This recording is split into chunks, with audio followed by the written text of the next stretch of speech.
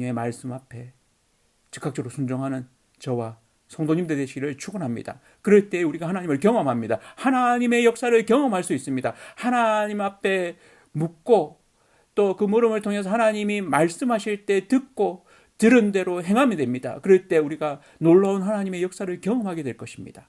더 기쁜 설교, 오늘은 복음의 사람 다윗 네 번째로 경청이라는 주제로 말씀을 나누겠습니다.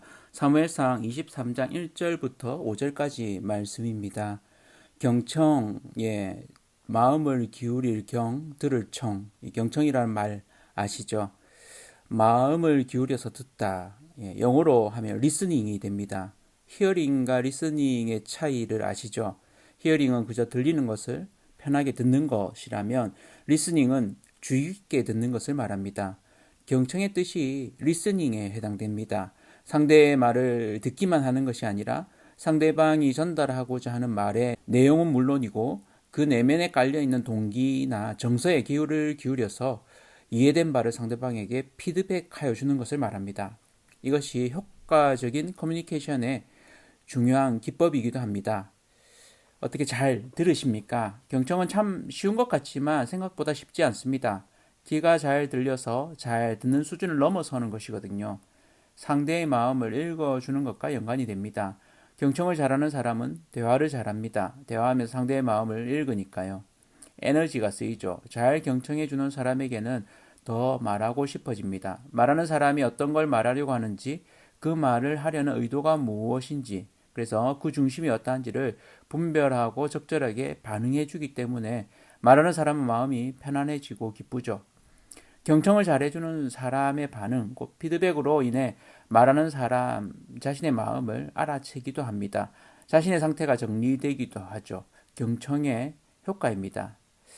제가 경청을 아주 잘한다고는 말할 수 없습니다. 그러나 경청을 잘하려고 애를 씁니다. 잘 들어주기만 해도 말하는 사람의 마음이 풀리죠. 잘 들어줄 뿐만 아니라 상대의 마음을 읽어주고 다시 질문, 반사라고도 하는데요. 이 반사를 통해서 말하는 사람은 자신의 이야기가 잘 전달되고 있음을 알게 됩니다. 기분이 좋아지죠. 그뿐 아니라 자신도 몰랐던 자신의 마음의 상태나 전달하고자 하는 내용을 오히려 스스로 정리되기도 합니다. 그래서 적절한 반응인 이 반사의 피드백만 잘해줘도 말하는 사람은 스스로 도움을 얻습니다. 실제로 정신과 치료나 상담의 상당 부분은 이 반사를 잘해주는 경청이 90%를 차지한다고 해도 과언이 아닌 것 같습니다. 생각보다 잘 들어주는 게 쉽지는 않습니다. 주변에 잘 들어주는 사람이 있죠. 잘 들어줄 뿐 아니라 적절하게 질문도 하고 피드백도 하면서 반사를 잘해주는 사람을 만나면 우리는 그와 계속해서 이야기하고 싶어집니다.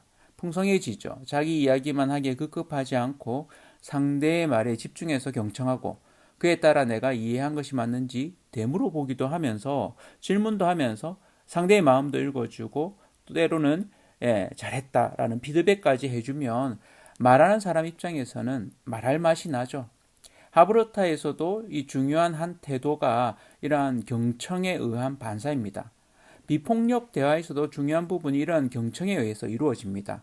잘 들어주고 상대가 말한 내용을 되물어주고 그에 대한 피드백을 해주는데도 대화는 풍성해지고 서로가 도움을 얻습니다. 복음의 능력을 경험한 다윗, 뭐가 다를까요? 그는 뭔가 다릅니다. 왜 그럴까요? 그는 도망자의 신세로 여기저기 도망 다니고 있었습니다. 누구로부터? 이스라엘의 왕인 사울 왕에게서 도망 다니고 있었습니다. 그의 행로, 도망의 경로를 보면 그가 얼마나 많이 움직였는지를 알 수 있습니다. 예루살렘에 있다가 라마로, 또 두 번째는 기부아로, 그리고 높당 아시죠? 그곳에서 너무 배가 고파서 제사장들이 있는 그 성읍에서 진설병을 먹게 되는, 그래서 나중에는 이 제사장들이 도액이라는 에돔 사람에 의해서 다 죽게 되는 일도 생기죠. 그 다음에 가드로 넘어갑니다. 가드에서 잘못 온 거죠. 이 블레셋 사람들이 다윗을 알아봅니다. 골리앗을 죽였던 그 사람이라고. 그래서 그가 어떻게 합니까? 즉흥적인 기지를 발휘해서 미친 채 합니다. 막 침을 질질 흘리고 먹음을 뒤틀고 이렇게 하니까 가드 왕이 미친 사람이 없어서 또 데려왔느냐 이라고 이야기하죠. 그리고는 이제 아둘람 굴, 이 블레셋과 이스라엘의 국경지대입니다. 그리고는 모압까지 넘어갑니다. 굉장히 멀리 가죠. 모압 미스베까지 갔다가 다시 이제 돌아옵니다. 헤레수풀. 그리고 오늘 본문인 이 헤레수풀에서 그일라의 블레셋이 침공해서 이 그일라의 싸움을 나가게 되죠. 블레셋과 부딪힙니다. 싸웁니다. 그리고 10에 가죠. 그리고 마온, 엔게디 강야. 엔게디 강야에 갔을 때 이제 굴 속에서 사울 왕을 만나게 되죠, 사실. 그리고는 그의 옷자락만 베는 장면이 나옵니다. 그리고 다시 도망가서 바란 강야, 그리고 갈멜로 갔다가 또 십으로 갔다가 가드로 갔다가 시글락에서 한번 가족들까지 다 이렇게 처참하게 아말렉 족속에게 잡혀가는 그런 불운이 있었죠. 그리고는 그들을 다 구해내고 헤브론으로 와서 왕이 됩니다. 오늘 본문은 이스라엘과 블레셋의 국경지대 헤레수폴에 응가하고 있을 때입니다. 그러니까 이 상황, 다윗이 사울 왕을 피해서 숨어 또 가장 이렇게 숨을 수 있는 예루살렘으로부터는 가장 먼 곳, 블레셋에 가까운 곳. 한 번은 뭐 블레셋으로 넘어가기도 했죠. 그래서 이제 오히려 더 위기에 처하기도 했었습니다. 가드에 갔다가 미친 채 하고 이렇게 하기도 하는데 오늘 여기 헤레수폴에서 응거하고 있습니다. 그런데 그일라에 블레셋이 쳐들어오게 되죠. 타작마당에 있는 씨앗까지 다 빼앗아 가려는 상황이 벌어진 겁니다. 이 다 빼앗기게 되면 앞으로 내년에 먹고 살 일이 이제 힘들어지고 그로 인해서 못 먹어서 죽게 되는 이런 일까지 생기는 거죠. 타작마당은 마을에 하나씩 있었던 넓은 광장이었다고 합니다. 언덕에 있는데요. 높이가 좀 제법 높은 곳에 언덕의 둥근 모양으로 7에서 12m 가량 제법 넓은 광장이 됩니다. 끝부분에는 이렇게 돌단을 이렇게 좀 쌓아가지고 곡식이 다 쓸려 내려가지 않도록 그곳에서 껍데기를 날리는 이런 부분들을 했습니다. 블레셋이 이 타작마당을 노린 건 추수 때입니다. 그러니까 수확하는 시기에 곡물을 다 빼앗아가기 위한 것이죠. 지금 다급한 상황이 벌어진 겁니다. 그런데 이스라엘의 실제 왕인 사울 왕은 이런 상황 가운데서도 이들을 돕기 위해서 오지 않습니다. 그의 눈에는 지금 자기 백성이 어떠한지에 대한 생각이 없습니다. 다윗을 잡기 위해서 혈안이 되어 있습니다. 자신의 왕권의 위기를 느끼고 그 왕권을 유지하는 것에만 급급합니다. 그래서 다윗이 머물렀던 놉 땅에 가서 제사장들의 성읍이 있던 그곳에서 다윗을 숨겨주었다는 이유로 다 죽이게 되죠. 사무엘상 22장 18절에 보면 왕이 도액에게 이르되 너는 돌아가서 제사장들을 죽이라 하매 에돔 사람 도액이 돌아가서 제사장들을 쳐서 그날에 세마포 에봇 입은 자 85명을 죽였고 제사장들의 성읍 노읍의 남녀와 아이들과 젖먹는 자들과 소와 나귀와 양을 칼로 쳤더라. 결국 다윗은 블레셋 땅인 가드로 숨어들었다가 이렇게 자기를 알아보는 걸로 인해서 미친 행세를 하죠. 사무엘상 21장 15절입니다. 내게 미친 아기가 부족하여 너희가 이 자를 데려다가 내 앞에서 미친 짓을 하게 하느냐? 이 자가 어찌 내 집에 들어오겠느냐 하니라. 가드 왕이 한 말입니다. 그런 면에서 보면 다윗이 연기를 잘 했는가 봅니다. 문제는 다윗이 지금 어떤 상황인가를 보면 자기 코가 석자인 상황입니다. 그는 사울왕을 피해서 도망자의 신세에 있습니다. 그리고 그와 함께하는 사람들의 숫자가 600명에 이릅니다. 그런데 이 상황 가운데 그일라의 블레셋이 쳐들어와서 그들의 먹을 것을 다 빼앗기게 생겼습니다. 이런 상황에서 어떻게 해야 되는가? 이때 내 코가 석자라는 한자가 떠오르죠.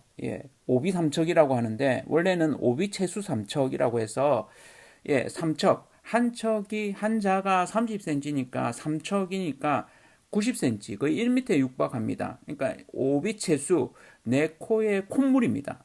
콧물이 코에 매달려서 그게 90cm에 이렇게 떨어질 똥말똥 그게 매달려 있는 겁니다. 조금 지저분하긴 하지만 이런 상황을 말하는 거죠. 다윗의 상황이 이렇습니다. 그래서 사무엘상 23장 1절에 보면 사람들이 다윗에게 전하여 이르되 보소서 블레셋 사람이 그일라를 쳐서 그 타작마당을 탈취하더이다 하니 2절에 이에 다윗이 여호와께 묻자와 이르되 내가 가서 이 블레셋 사람들을 치리이까 여호와께서 다윗에게 이르시되 가서 블레셋 사람들을 치고 그일라를 구원하라 하시니 지금 이런 상황입니다. 하나님께 물었습니다. 내 코가 석자인데도 불구하고 하나님께 물었습니다. 그러니까 하나님이 가서 도와주라, 구원하라 라고 이야기하죠. 그를 따르는 사람이 600명 가량입니다. 예, 오늘 본문 뒤편에 보면 13절에 다윗과 그의 사람 600명 가량이 일어나 그일라를 떠나서라고 했습니다. 실제로 그와 함께하는 사람이 어떤 사람이었는가 보면 아둘람에 있을 때 그에게 몰려들었던 사람들을 보면 알 수 있습니다. 사무엘상 22장 2절이죠. 환난당한 모든 자와 빚진 모든 자와 마음이 원통한 자가 다 그에게로 모였고 그는 그들의 우두머리가 되었는데 그와 함께한 자가 400명가량이었더라. 지금 사람들이 모였는데 그 모인 사람들이 다 어떤 사람이냐면 너무 힘들어서 어려워서 자신들의 살고 있는 고향을 떠난 사람들입니다. 집을 떠나서 도망 다니는 사람들입니다. 그 사람들이 이 다윗에게 모여 있는 겁니다. 그들이 아둘람 굴에 있을 때는 400명, 지금 이 헤레 수풀에 와서 그 일날을 도와줄 때는 600명입니다.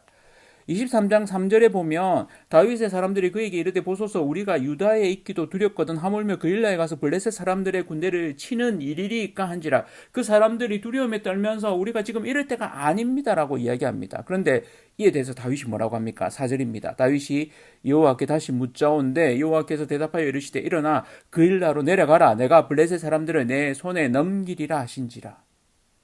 아멘. 다윗이 하나님께 한 번 더 묻습니다.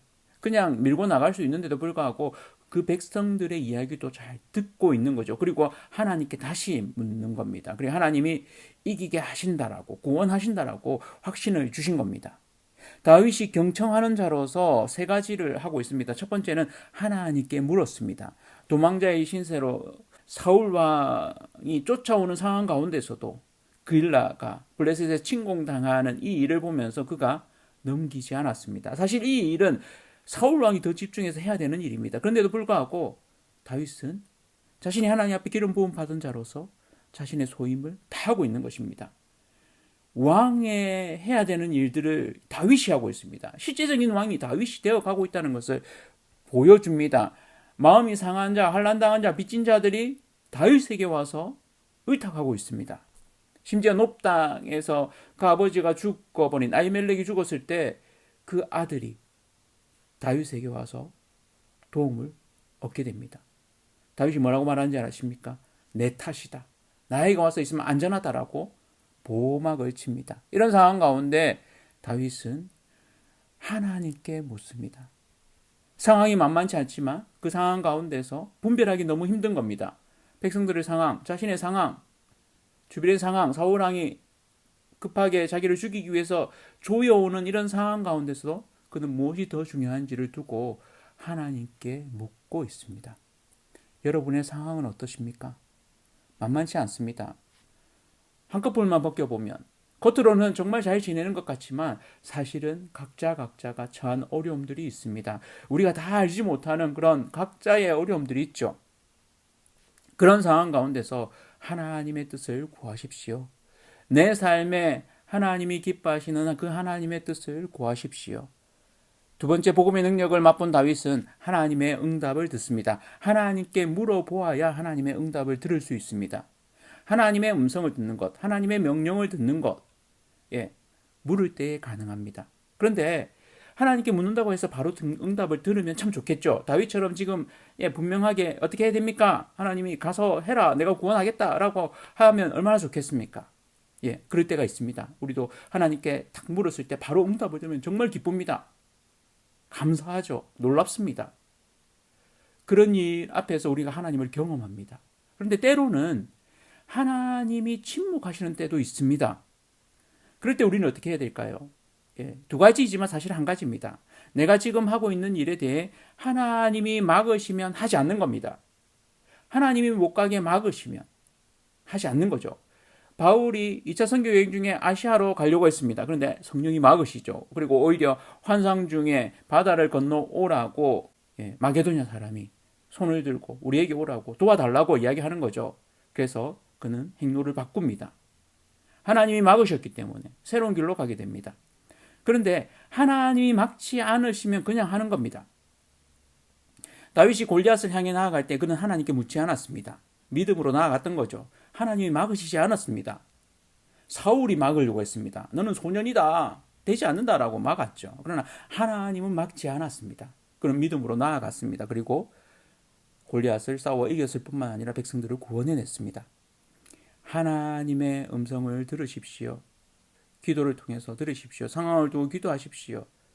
그리고 그 일 가운데 하나님의 응답을 듣고 그 응답 앞에 반응하십시오. 때로는 상황과 환경이 막기도 합니다. 또 공동체의 사람을 통해서 이야기하기도 합니다. 그럴 때 하나님이 막으시면 우리는 가지 않아야 됩니다. 그러나 하나님이 막지 않으시면 가면 됩니다. 세 번째로 복음의 능력을 경험한 다윗은 하나님 명령에 순종합니다. 듣는다는 것은 들은 대로 행한다는 것입니다. 경청은 그 이후에 들은 대로 순종하는 행동이 포함되어 있습니다. 제대로 들었다는 것은 그 들은 대로 행동한다는 것이죠. 베드로가 성전 미문에 앉아있던 나면서 못 걷게 된 일을 예수의 이름으로 걷게 했습니다. 이 일로 인해서 대제사장들과 공회를 모으고 이 베드로와 요한을 감옥에 갇힐 뿐만 아니라 그들을 위협합니다. 그럴 때 이 베드로가 그들 앞에 뭐라고 얘기합니까? 사도행전 4장 19절이죠. 그들이 경찰청에 잡혀가 있습니다. 우리가 경찰청에 잡혀가 있는데 그 상황에서 풀려나면서 이제는 절대 그러지 마라. 예 하고 끝낼 수 있습니다. 그런데 베드로는 이렇게 얘기합니다. 베드로와 요한이 대답하여 이르되 하나님 앞에서 너희의 말을 듣는 것이 하나님의 말씀을 듣는 것보다 옳은가 판단하라. 아멘.